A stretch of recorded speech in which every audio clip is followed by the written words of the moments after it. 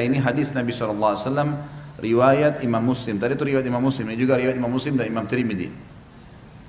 Umar bin Khattab radhiyallahu anhu menceritakan sabda Nabi SAW, "Ma minkum min ahadin yatawadda'u fayusbighul wudu'a thumma yaqul asyhadu an la ilaha illallah wahdahu la syarika lah wa asyhadu anna Muhammadan abduhu wa rasuluh illa futihat lahu abwabul jannati tsamaniyah yadkhulu min ayyaha sya'." Tidak ada seorang pun dari kalian berwudu lalu menyempurnakan wuduknya, kemudian mengucapkan asyhadu an la ilaha illallah wahdahu la syarikalah wa asyhadu anna Muhammadan abduhu wa rasuluh. Aku bersaksi bahwasanya tidak ada Tuhan yang paling berhak disembah diibadahi kecuali Allah dan tidak ada sekutu baginya. Dan aku bersaksi bahwasanya Muhammad benar-benar hamba dan utusannya, melainkan dibukakan baginya 8 pintu surga. Ia dapat memasukinya dari mana saja ia suka. Apa ini? Wudu, wudu, hanya wudu, wudu terus syahadat. Kenapa malas wudu? Ini yang masih malas wudu kalau mau tidur nih, siapa ini? Hah? Kenapa malas wudu mau tidur? Wudu, Nabi SAW suruh. Dalam sebuah hadis dikatakan, kalau seseorang hamba tidur dalam keadaan bersuci, wudu, maka Allah akan titipkan bersamanya malaikat di ranjangnya, yang setiap kali dia bergerak, malaikat itu mengatakan, ya Allah ampunilah dia.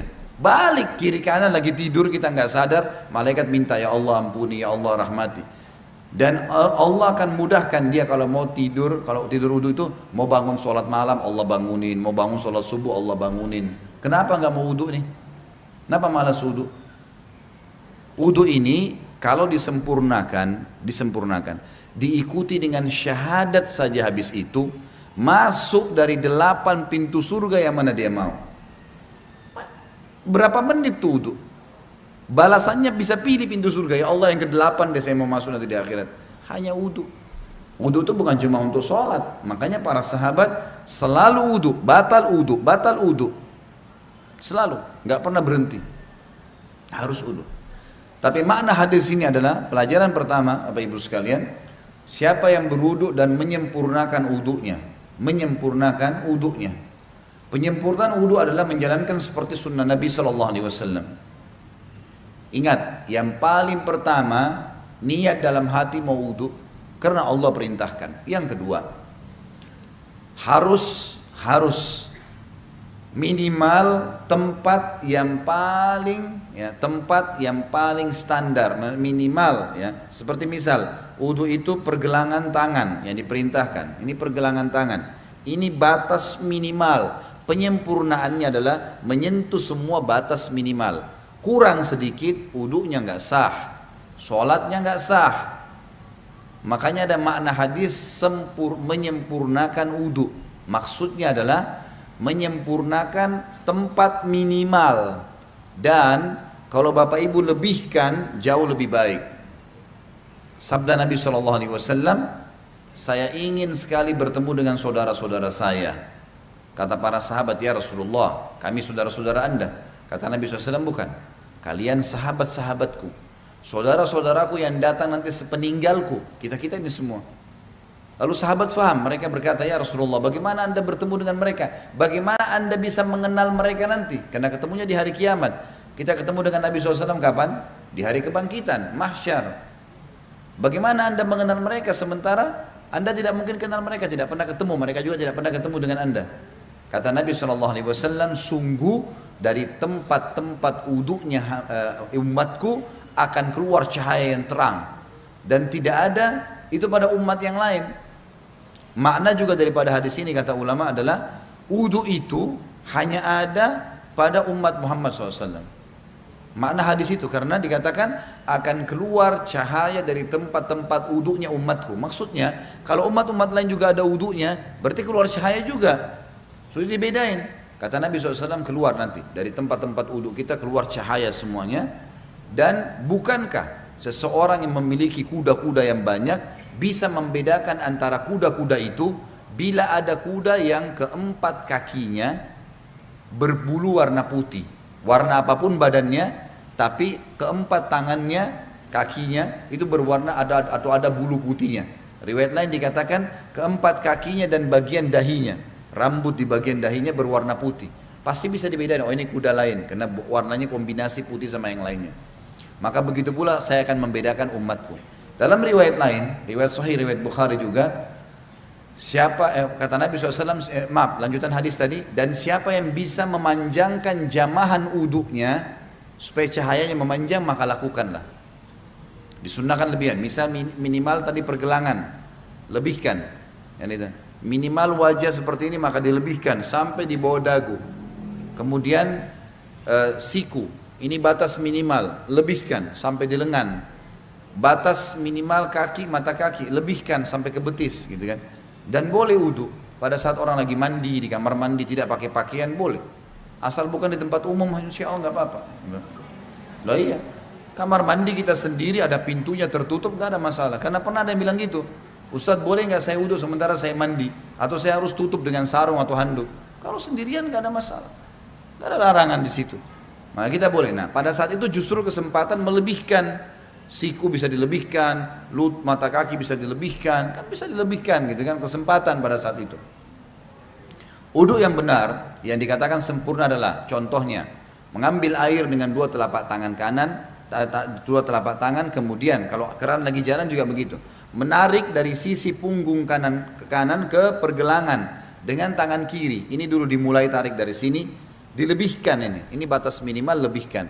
Kemudian tangan kanan menarik untuk tangan kiri juga sampai batas lebih dari batas minimal sampai ke sini kurang lebih. Kemudian baru mempertemukan antara punggung dalam dua-duanya dan menyelat-nyelatkan di antara dua jari. Karena ini sunnah, Nabi SAW menyuruh menyelat-nyelatkan. Jadi ini baru satu ya, ini baru satu, ini baru satu. Kemudian diulangin pelan-pelan, sempurnakan. Balasannya hanya sempurnain ini, syahadat masuk surga. Buru-buru gitu kan, pelan-pelan, 1, 2, sampai 3 selesai.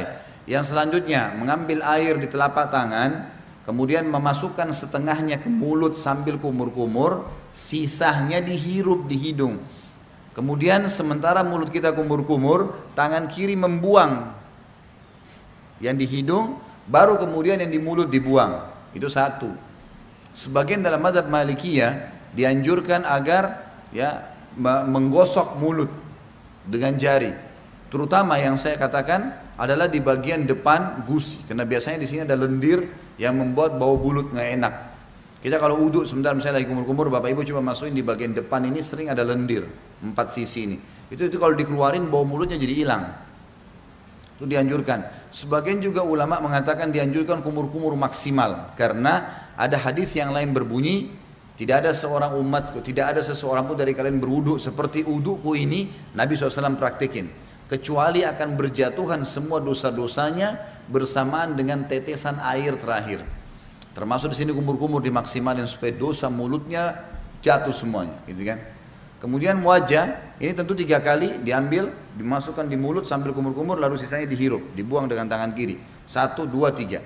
Setelah itu, mengambil air dengan 2 telapak tangan, kemudian dari awal tumbuhnya rambut sampai 2 jari di bawah dagu, dari awal kuping kanan dengan kuping kiri, dimasukkan di wajah, kemudian diputar.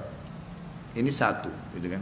Kemudian 2, ini semuanya kena, dan seterusnya 3. Bagi teman-teman yang berjenggot tentu diselat-selatkan, sunnahnya begitu. Diselatkan jari di antara jenggotnya, sebagaimana mungkin kalau jenggot seperti saya mungkin dimasukkan begitu. Kemudian telapak tangan kanan ditarik dari sisi kanan punggung, ditarik sampai ini, ingat ini batas minimal. Banyak orang wudu ininya nggak kena nih, ini nggak kena, ini bisa nggak sah wudunya, nggak sah sholatnya. Jadi tarik sampai sini nih, kemudian baru diputar ke dalam, 1, 2, 3 sampai 3 kali. Kalau misal air kerannya di atas, ngalir di keran, dan kita mau tarik dari atas boleh, tarik di atas batas minimal, ya. Jadi ditarik dari sini di atas siku, tarik ke bawah, kemudian baru diputar ke bagian dalam. Kanan dulu baru kiri. Setelah itu baru kepala. Kepala ini diambil air. Sunnah Nabi SAW ditarik dari awal kepala sampai ke tengkuk, ya, sampai ke batang leher. Kemudian ditarik lagi ke atas kembali. Lalu jari telunjuk masuk ke dalam lubang, ibu jari mutar di belakang. Satu, ya. Ini satu-satunya yang dilakukan satu kali saja. Kalau semua tadi anggota tubuh, telapak tangan, tangan sampai siku, wajah, ini semua tiga kali. Kumur-kumur, bersihkan hidung semua 3 kali. Kecuali kepala, kepala cuma sekali. Bagi ibu-ibu yang rambutnya panjang, ditarik sampai ke tengkuk, lalu ditepuk-tepuk ke atas. Sampai kembali ke depan, baru kemudian masuk ke sini, baru diputar. Selanjutnya telapak kaki, dibasuh minimal mata kaki, lebihkan ke atas. Lebihkan ke atas supaya memang sempurna. Setelah itu jangan pernah lupa ucapkan syahadat, asyhadu an la ilaha illallah wahdahu, ada tambah la syarikalah, tidak ada sekutu baginya, wa asyhadu anna muhammadan abduhu wa rasuluh. Itu saja dijamin, kata Nabi SAW, dibukakan baginya 8 pintu surga, ia boleh memasuki dari mana saja dia mau atau dia suka. Di dalam hadis yang lain disebutkan bahwasanya Nabi SAW bersabda, riwayat Imam Tirmidzi, siapa yang membaca setelah syahadat Allahumma ja'alni minat tawwabina, sebaiknya dia membaca setelah syahadat Allahumma ja'alni minat tawwabina waj'alni minal mutatahhirin.